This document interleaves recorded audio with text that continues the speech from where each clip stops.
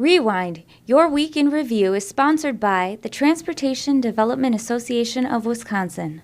Sharing one goal, enhancing the quality of life in Wisconsin through the development and maintenance of a strong transportation network. The Transportation Development Association of Wisconsin. It's how we get there. Because I don't want to go backwards. I want to keep going forward. Together, that's exactly where we're going to go. God bless you.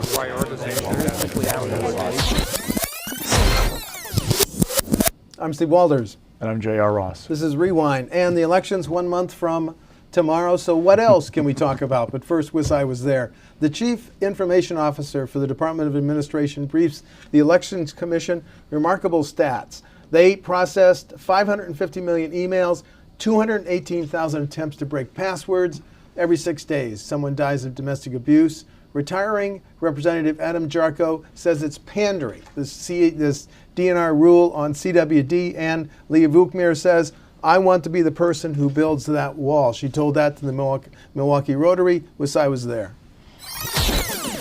From September 1 of 17 to August 31st of 18, we handled approximately 555 million filtered emails, 77 million vulnerability scans, 58,000 potential malware downloads, 45,000 attempts to exploit web applications, and 218,000 attempts to break passwords. The Elections Commission and DET have partnered with the FBI, Federal Department of Justice, and Homeland Security to review processes, conduct assessments, and evaluate response plans. The execution of our plan has resulted in stronger election security. In 2017, homicides were committed in 19 separate counties, and many of the 2017 homicide cases reflect the risk factors that research has found to be particularly associated with lethal violence in relationships. One homicide is too many, and one Wisconsinite living their life, losing their life as a result of domestic violence on an average of every 6 days is completely unacceptable. What has changed in the last 3 months or 6 months or 9 months with respect to CWD that requires an emergency response? I submit to you that nothing has changed. In my opinion, this rule is pure pandering to outdoor writers at large newspapers. It's a disgusting abuse of not only the rulemaking process, but it makes a mockery out of the entire idea of passing emergency rules. It's a political stunt masquerading as policy. I want to be that person that builds the wall. Now, I know that may not be a popular thing for some of you in this room, but I want you to think about border security from a different perspective. It's not just about building a wall. That wall is not, and that border security isn't just about immigration. It is about drug trafficking. It is about human trafficking. For public health reasons, we want to make sure that that border is secure because we are bringing in diseases that we aren't able to control on a public health side. We're going to back our message up. We're going to come in to govern. I think you're seeing it at the top of the ticket with future Governor Evers in that education is going to be priority, not just in election years, but in all years, that we're going to fix our infrastructure because it's one of the most important things that state government does. We're going to hold Foxconn accountable. We are going to look and take the Medicaid expansion money to increase reimbursement rates, to use the money to expand access. And so we're going to walk the walk on the things that have been priorities and have been neglected. The question we have to really ask voters is, do you want to go back and relitigate everything of the last 8 years? Because I can promise you that if I am speaker again, we are not going to go back, and I feel confident. I think Governor Walker is going to get reelected. I think that he has got the ideas, the messaging, we've got the ground game, and we've also got the ability to tell a good story because it's true. We have the ability to talk about the good things that we have done. So I think Scott Walker is going to win. But if for some reason Tony Evers wins, we are not going to repeal a single thing, not one, that we have done over the course of the past 8 years. I am proud of our record. I'm proud of the things that we've done. We're not going to turn Wisconsin back. So Kimberly-Clark said to the state Senate, thou shalt vote, we need to know by last Sunday. That didn't happen, No. September 30. So this week, though, the two legislative leaders, Speaker Voss and Senate Majority Leader Fitzgerald, said we're going to come in on an extraordinary or special session. Extraordinary, yes. Extraordinary, because that's the one they can call, as opposed to a gov calls a special. That's right. How's that for, anyway. So they're going to come in on November 12th, the Monday after the election, and that'll be a public hearing.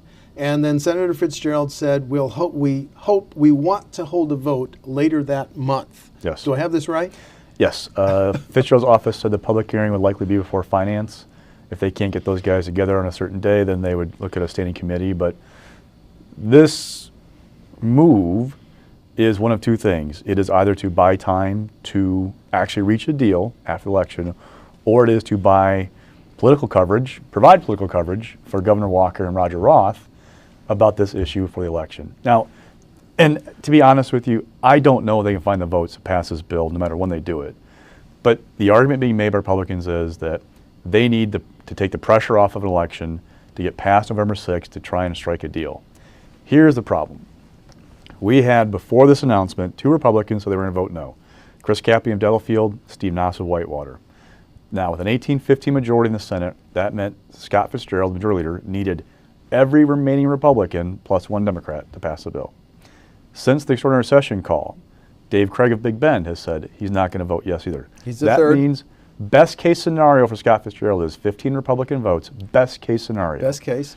That means two Democrats to vote for the bill. We to don't know pass where it. Senator Strobel is. We don't know where Senator Markline is. Strobel said no comment when I contacted his office. If you catch Republicans and aides off the record, there are lots of concerns in the caucus about this bill. Now, Governor Walker this morning was in Middleton saying that not one Democrat has said that he or she will vote for the bill ahead of the election, which is true. But yesterday he said it's going to pass. Go ahead. The problem is you don't have a lot of Republicans clamoring in the Senate to do this bill.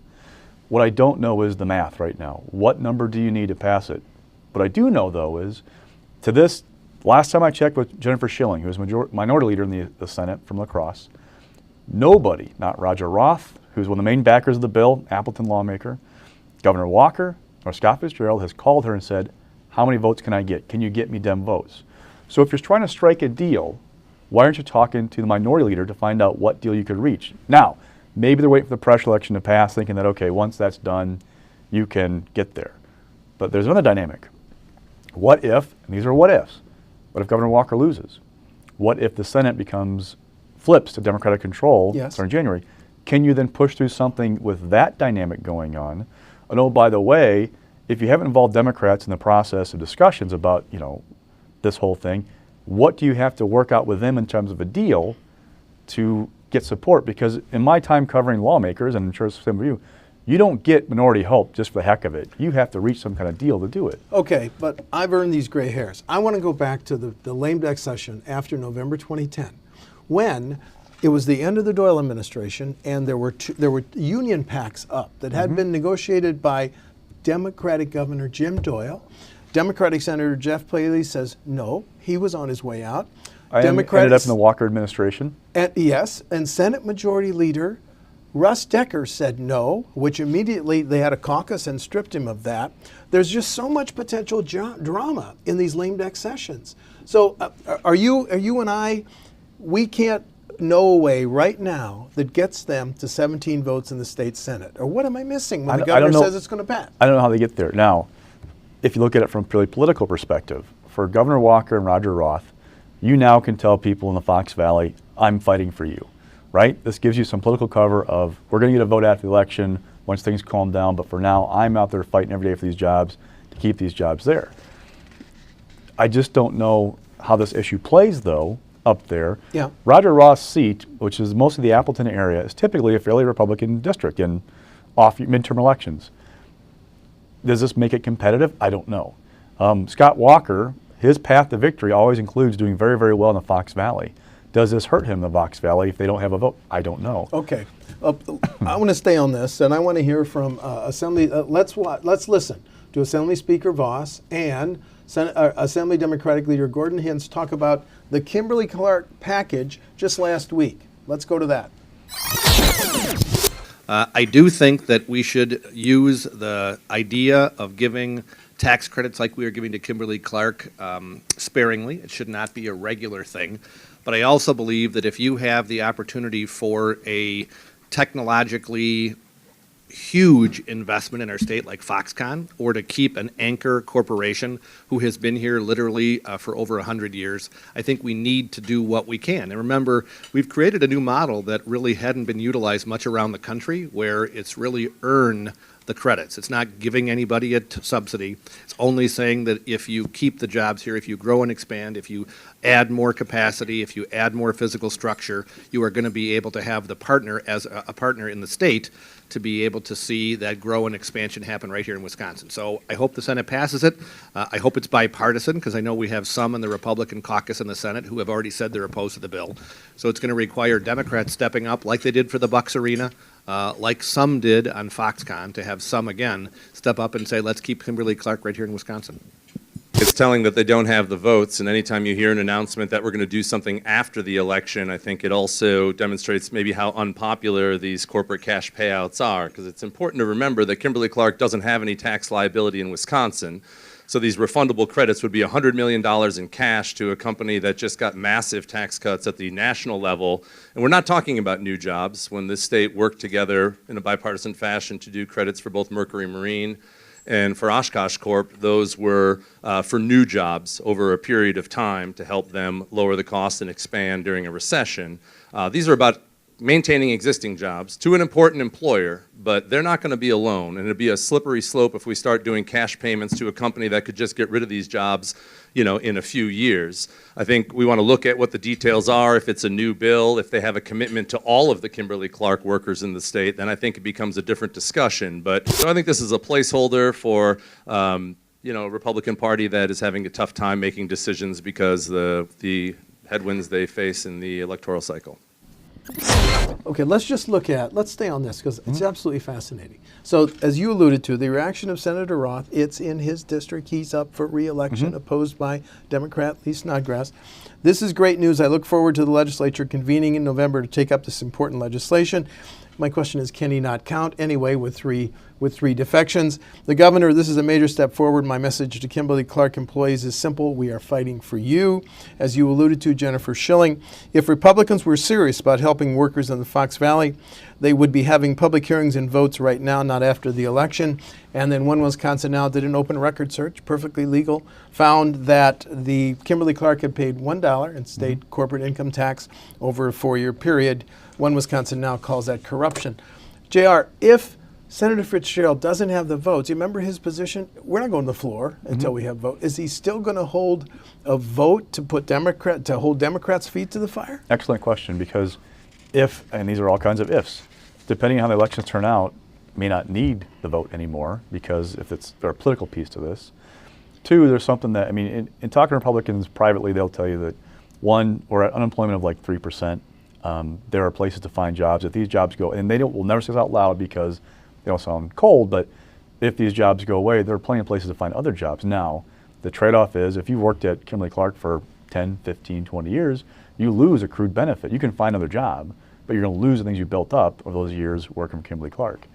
The precedent worries people, because what happens with, because these are Foxconn-like terms, that's what we talk about, that they're very generous to retain jobs. Foxconn was to bring an entire industry here, along with suppliers and everything else.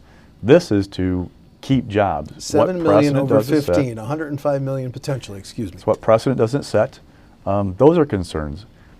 What I'm kind of watching for is there some kind of all of a sudden surprise agreement? You know, I've been through this with like the Bucks Arena. We were talking about how are probably going to pull this thing off and get it done, and magically they were like this bipartisan vote. $10 million for Pfizer, which went out and sponsored. Okay, go ahead. So, but they found a way. We've seen this before. So maybe after the election is over, maybe Democrats feel more like, okay, we can work on something like this. Maybe there's some give and take.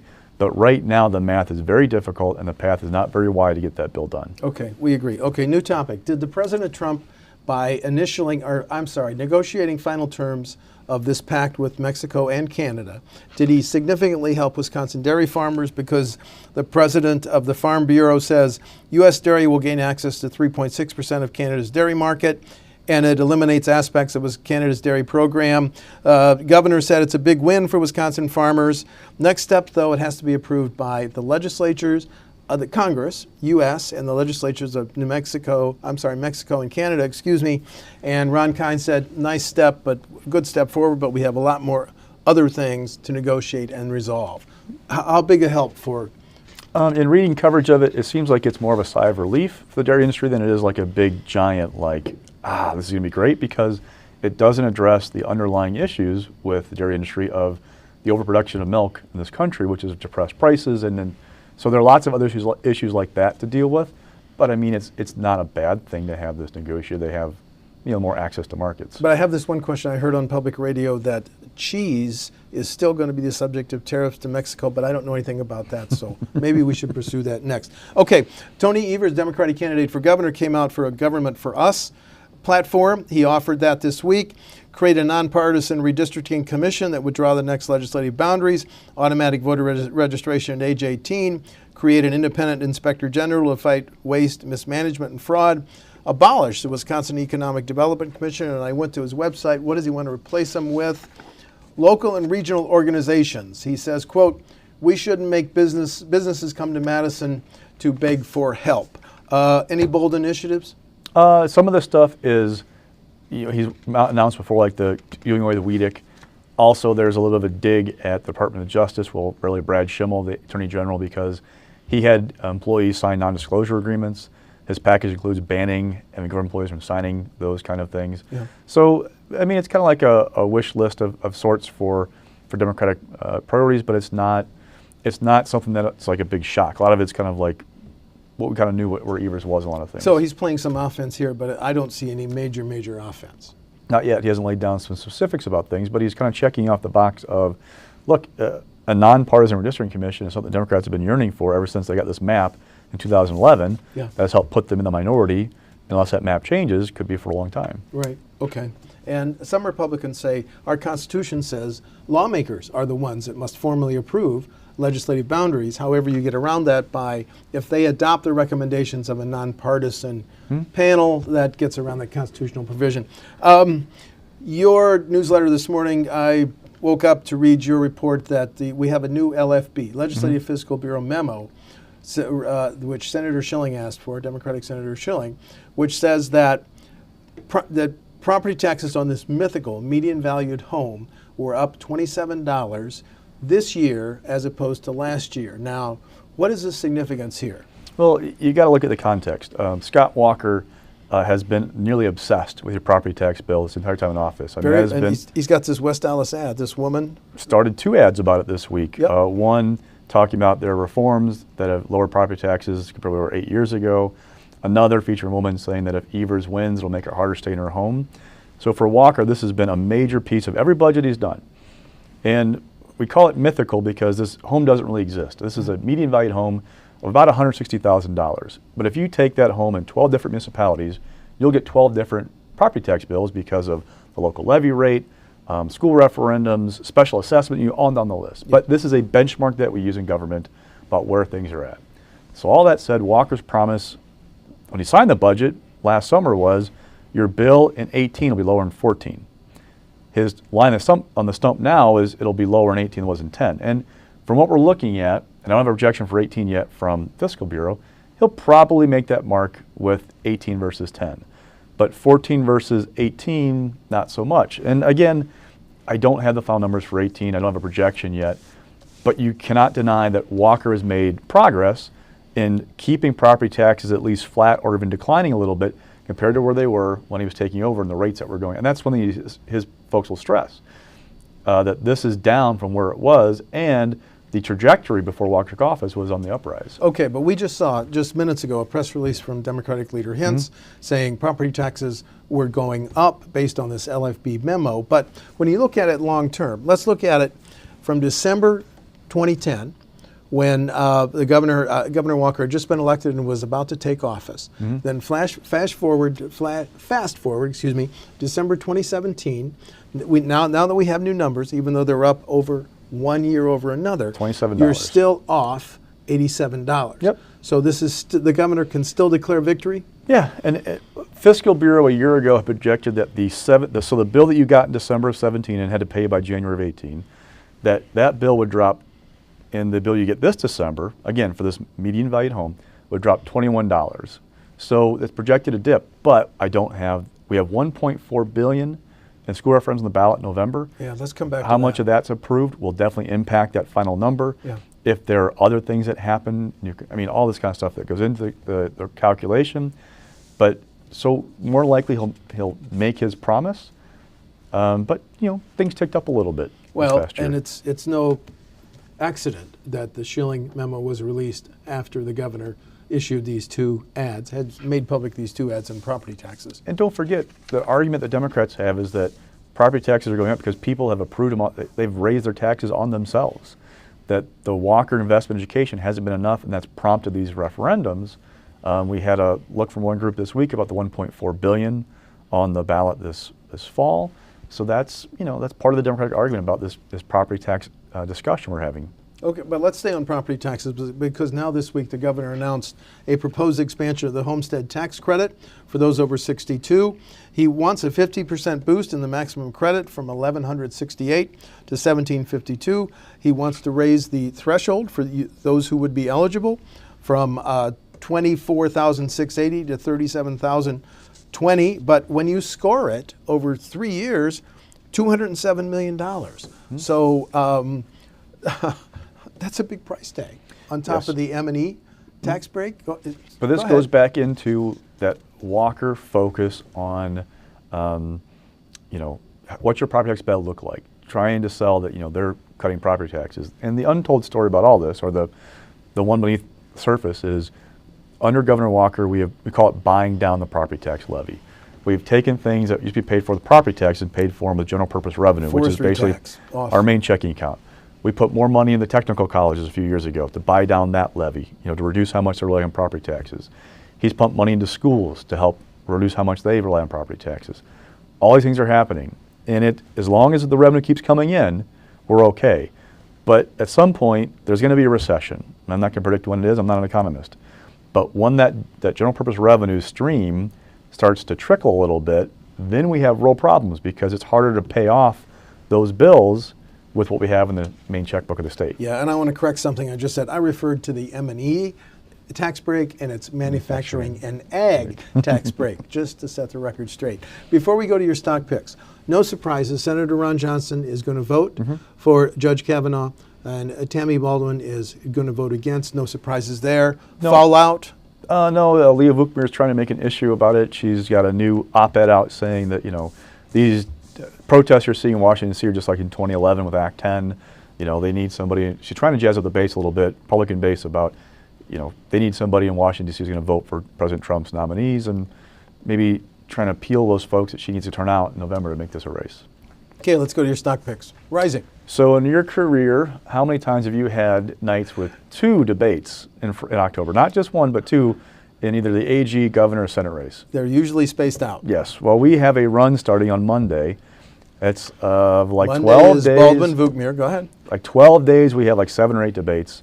And we have 2 nights where we have Friday nights where we have back-to-back debates, 7 o'clock and 8 o'clock. And one of those nights has a first congressional district debate, which is going to be lots of fun. That's ours, WisconsinEye and AARP. I'm going to moderate that with Mary Spicuzza, the Journal Sentinel. And all the time Oak Creek, Friday, October 8th night. Okay, I'll stop. And all the time I've covered debates, I don't know, and talking to insiders about this week, I don't know that I've seen one that really changed the trajectory of a race. I mean, look at 2012. Like Barack Obama had a very bad first debate, right?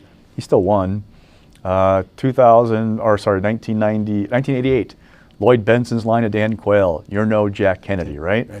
He still elected vice president with George Bush. So what you look for more or less is there a big slip up? Is there some kind of mistake or a line you can then capture and use over and over again going forward? So really, if these debates, I mean, people like you and I, we watch them, we're covering the kind of the give and take and the lines and the positions they take out, but we're also watching for the gaffe. Is there a gaffe that can come back to haunt a candidate going forward? Yeah, but Monday, did you notice the Brewers, they won the division?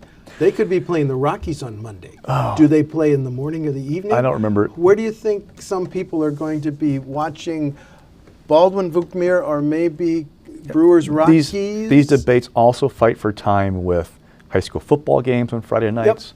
Yep. Now, next weekend, I've got a debate on Friday, a debate on Saturday, and a debate on Sunday.